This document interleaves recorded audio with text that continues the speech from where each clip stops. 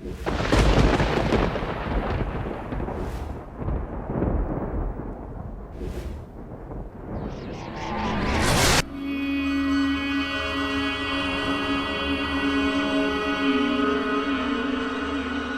से वेट कर रहा हूँ तुम्हारा। इस तरह अब्बू से छुप के निकलना इतना आसान नहीं था, और मैं तुम्हें खुदाफिज किए बिना जाना नहीं चाहती थी।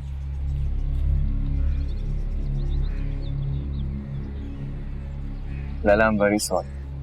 तुम्हें मेरे और हया की वजह से फजूल में इस झंझट में फंसना पड़ा। फजूल बातें मत करो, हया मेरी भी दोस्त है, और हम दोनों के अलावा उसका दोस्त है कौन? तुम जानती हो, मैं चाहता हूँ कि मैं सबके साथ जाकर उसे खुद तलाश करूं, लेकिन अम्मी और मामू उन दोनों ने मुझे सख्ती से मना कर दिया। खबरदार, वो लोग बिल्कुल ठीक कह रहे हैं। तुम्हें तो पता है इस टाइम पे सबको तुम पे शक है। तुम्हें तो मुझ पे यकीन हो, लेकिन अब हालात बहुत अजीब हो चुके हैं। तुम तो जानते हो ना, जाफर सईद का खानदान अपने दुश्मनों को नहीं छोड़ता। खैर, तुम कब निकल रही हो? आज शाम की फ्लाइट है। और वापस कब आओगे? कुछ नहीं मालूम। अम्मी अब्बू इस वाक़ये से बहुत परेशान है। मेरी मानो, कहीं बाहर शिफ्ट हो जाओ, तुम्हारा यहाँ रहना मुनासिब नहीं है। नहीं लैला, भागते मुजरिम है, मैं बेकसूर। बहुत बहादुर हो। हया भी ऐसे ही कहा करती। अच्छा, आई थिंक हया के कुछ खत और कार्ड तुम्हारे पास रखे हैं या फेंक दिए? हाँ हाँ, मेरे पास है। हिम्मत नहीं है उसे फेंकने की। छुपा के रखें, क्या पता एक दिन मौका मिले उसकी अमानत वापस करने का। इंशाल्लाह। इंशाल्लाह। चलो, अपना ख्याल रखना, ठीक है? अल्लाह हाफिज। खुदा हाफिज।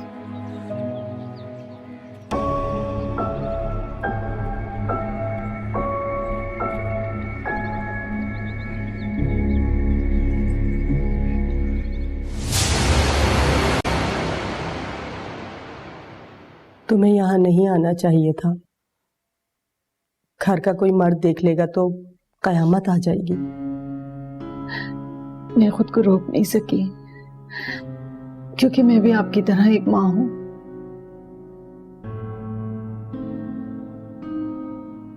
एक रात औलाद के बगैर क्या गुजारी, मैं तो बर्दाश्त ही खो बैठी। आप किस अज़ाब से गुजर रही हैं, इसका एहसास मुझे तब हुआ। मेरे दिल की कैफियत क्या है कोई नहीं जानता, तुम भी नहीं। इसीलिए तो आई हूं। अब क्या आगे हाथ जोड़ती हूँ। मेरा बेटा बेकसूर है, और वो इतना दिलेर भी नहीं है कि आपके घर वालों से टकरा सके। सही कह रही हो तुम। एक माँ के दिल की कैफियत एक माँ ही जान सकती है। तुम फिक्र ना करो, तुम्हारे बेटे को कुछ नहीं होगा। शुक्रिया। ऐसा मत करो, बस अब जाओ, इससे पहले कि कोई आ जाए। बहुत शुक्रिया खुर्शीद बेगम, मैं दुआएं करूंगी आपकी हया जरूर आ जाएगी।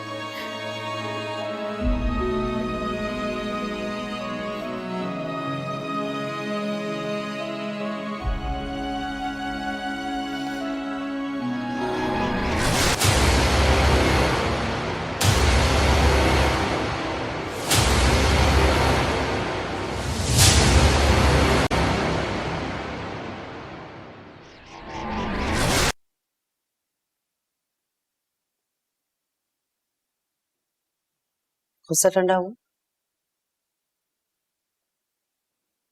तुम दुनिया की वाहिद शख्स हो जिसके सामने मैं कमजोर पड़ जाता हूँ।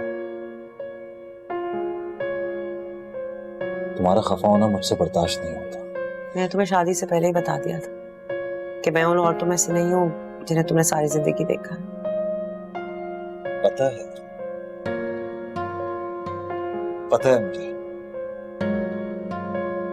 कभी कभार अपने आप पर हैरान हो जाता हूँ। कभी सोचा नहीं था कि इतना प्यार हो जाएगा कि अपनी बीवी का गुलाम बन जाऊंगा। अम्मा कैसी? सो रही हैं। एक्चुअली ये सदमा उनके लिए बहुत बड़ा था।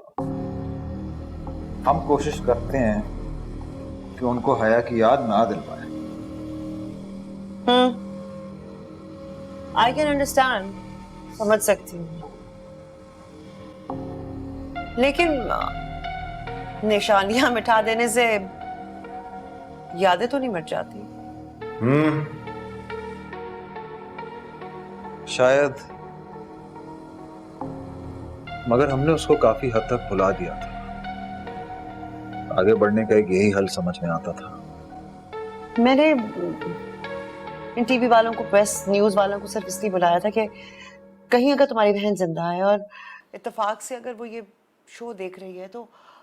उस दिन भी मुझे यही बताने आई थी, मगर मैं इतना थका हुआ था कि बिस्तर से उठने की हिम्मत ना हो पाई। मैंने इनकार कर दिया और शायद इसलिए वो खुद पैदल बाहर निकल गई। फिर शाम के 8 बज गए और वो घर नहीं लौटी। और फिर हया के खानदान पर बहुत से मुश्किलों के पहाड़ टूट पड़े। उनके वालिद जाफर सईद अहमद अपनी बेटी के लापता होने का गम सह न सके और इस दुनिया फानी से चल बसे। अगर आप में से किसी को भी हया सईद अहमद के बारे में कुछ भी मालूमात मिले तो हमारे दिए गए नंबर पर राब्ता करें। शुक्रिया।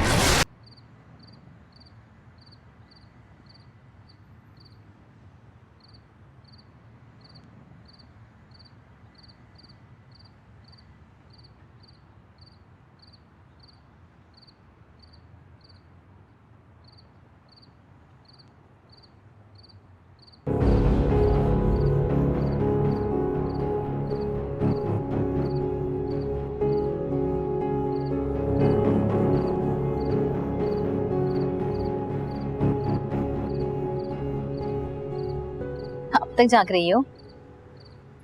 आज फिर कोई डरावना ख्वाब देखा है?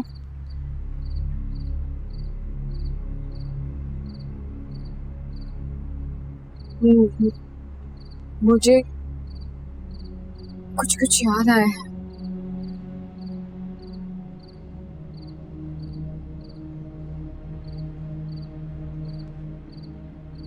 मैं हया हूँ।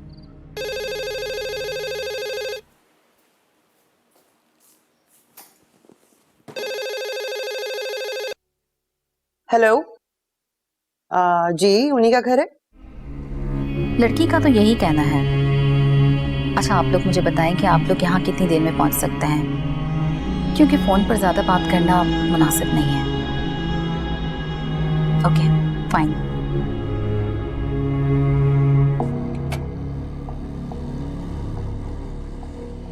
क्या हुआ? खैरियत है? किसका फोन था? हया जिंदा है।